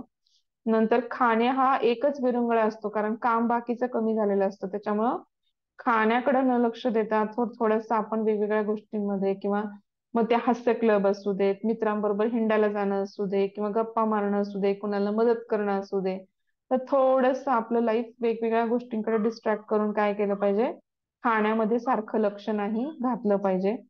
हम्म मांसाहारी असाल तर कधीतरी महिन्यातून एकदा मांसाहार करावा. आठवड्याला एकदा मांसाहार करू नये कारण पचनशक्ती कमी झालेली असते. चहा कॉफी सारखे उत्तेजक पदार्थ म्हातारपणी आपण शक्यतो टाळली पाहिजेत नाहीतर काय होतं की त्याच्यामुळे बाकीच्या ऍसिडिटी गॅस्ट्रायटिस अशा गोष्टी येऊ शकतात. नंतर शक्यतो अजून काय केलं पाहिजे तर म्हणजे आता ह्या बाकीच्या गोष्टी आहाराशी संबंधित नाहीये तर शक्यतो विसरतात काही गोष्टी म्हणून त्यांनी काय केलं पाहिजे की अमिनो ऍसिडचं प्रमाण किंवा आपल्या मेंदूला पझल्स खेळणे किंवा पझल सॉल्व करणे कोडी सोडवणे ह्या गोष्टी केल्या पाहिजेत की तर आणि शक्यतो काय तर ठसकाला काही पण अडचण आली तर डॉक्टरांकडे लक्ष लगेच जावं त्याची हे करावी किंवा खूप लिक्विड जर तुम्हाला पाणी पिणं होत नसेल तर मग ताक, वरण, सूप, नारळाचं पाणी, साधं पाणी, लिंबू सरबत असं गोष्टी करून किंवा आवळा सरबत, आमसुलक सरबत किंवा कढी ताकाची अशा प्रकारे किंवा काय करू शकतो आपण पाण्याची गोष्ट किंवा हे समजा गोळ्या जात नसतील तर डॉक्टरांना मागून पातळ औषध घेऊ शकता. शस्त्रक्रिया झाली असेल तर डॉक्टरांच्या सल्ल्याने तुम्ही आहारामध्ये काय करू शकता चेंजेस करू शकता. तर शक्यतो अं, उद्या परवा ठीक. मग ठीक आहे मग तर हे काय तर साधारणतः म्हणजे थोड्या ह्या गोष्टी आपण काय केल्या पाहिजे समजून घेतल्या पाहिजे. तर आता हे म्हणजे वृद्धापकाळातील जेवण एक साधारणतः तालिका कशी असावी तर सकाळी 6 वाजता तुम्ही दूध किंवा एखादं सरबत किंवा नारळाचं पाणी असं घेऊ शकता सकाळची सुरुवात. अगदीच सवय असेल तर एखादा कप चहा किंवा कॉफी पण ह्याच्याऐवजी घेऊ शकता पण शक्यतो टाळलं पाहिजे. नंतर 7:30 वाजता काय केलं पाहिजे की तुम्ही एखादं म्हणजे नाश्ता थोड्या प्रमाणात मग तो फळं खाऊ शकता नाश्त्याला किंवा तुम्ही थोडस अगदीच हे की बदाम ड्रायफ्रुट्स खाऊ शकता भिजवलेले किंवा खजूर खाऊ शकता किंवा एखादं फळ खाऊ शकता आणि लयच भूक लागली असेल तर तुम्ही कार्बोहायड्रेट्स वापरू शकता इथं मग उपीट किंवा पोहे किंवा तुम्ही इतर तुम्ही जे नाश्त्याला बनवत असाल रोजच्या रोज तर ते खाऊ शकता. हं नंतर 12 वाजता काय करू शकता जेवण मग त्याच्यामध्ये फुलके भात टोमॅटोची भाजी कसं काय सॅलेड काकडी टोमॅटोचं वरण भात नंतर असं ताक हे सगळं काय करू शकता जेवताना घेऊ शकता. 4 वाजता तुम्ही एखाद्या वेळेस काय करू शकता थोडंसं फ्रूट सॅलेड किंवा तुम्हाला अगदी सवय असेल तर चहा कॉफी घेऊ शकता. नंतर संध्याकाळी 7च्या आसपास काय करू शकता, मग तुम्ही थोडस तर एज झाल्यामुळे हलकं हलकं मग तुम्ही ज्वारीची पेज, नाचणीची पेज किंवा नुसतं आपण आपलं भाकरी भाजी कुठलं पण जेवण किंवा नुसती खिचडी किंवा वरण असं हलकं हलकं जेवण काय करू शकतो संध्याकाळच्या वेळेस घेऊ शकतो. किंवा मग नुसतं सूप पण घेऊ शकता आणि अगदीच भूक असेल तर मग एखादी भाकरी किंवा चपाती खाऊ शकता आणि झोपण्यापूर्वी मग दूध पिऊन झोपू शकता. तर थोडंसं काही कार्बोहायड्रेट कमी करायचे. हं आणि पण जे काही बाकी लागणार आहे की फ्रुट्स भाज्या त्याच्यामध्ये काही कमतरता नाही. फक्त कार्बोहायड्रेटचं प्रमाण कमी करणे, नॉनव्हेजचं प्रमाण कमी करणे आणि त्यानुसार आपल्या दिवसभराचं काय करणे, पाणी जास्त पिणे. मग ह्या गोष्टी आपल्याला काय कराव्या लागतात, थोड्याशा समजून घ्याव्या लागतात. हं? यात काय अडचण आहे का, काही समजलं नाही असं आहे?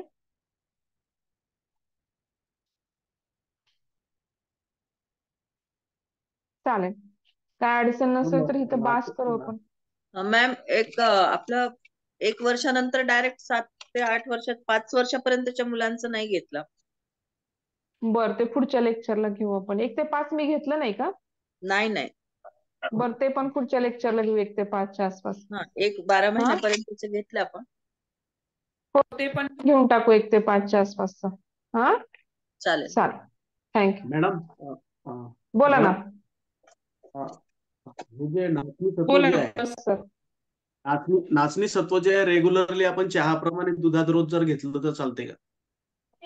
हो, नाचणी सत्वामध्ये शुगर जास्त प्रमाणात असते. बाहेर जे नाचणी सत्व मिळतं ना त्याच्यामध्ये साखर खूप प्रमाणात असते. तर तुम्ही डायरेक्ट नाचणी विकत आणू शकता सर. ती निवडायची, ती गरम भाजायची नुसती ह्याच्यामध्ये कढईमध्ये आणि ती दळून आणायची सर. आणि ते दळून आणलेली त्याच्यात तुम्ही त्याची खीर बनवू शकता किंवा त्याची भाकरी बनवू शकता. मी ज्याप्रमाणे आपण चहा वगैरे घेतो ना, तर मी दुधासोबत त्याचं 2 चम्मच याच्यामध्ये दुधासोबत घेत असतो हो हो, रेग्युलर. भाजून दळून आणलेली नाचणी घेऊ शकता, काही अडचण नाही सर. हो, कारण आपण हे काय खातो, बोर्नव्हिटा आणि हॉर्लिक्स खातो, हे हे तेच असतं सर. आता बरेच लोक तर सोयाबीन पण गरम करून त्याची पूड करून कॉफी सारखं लागतं ते. सोयाबीन जे दुधातून घेतात ना ते कॉफी सारखं लागतं. चालतं, काही अडचण नाही. हम्म.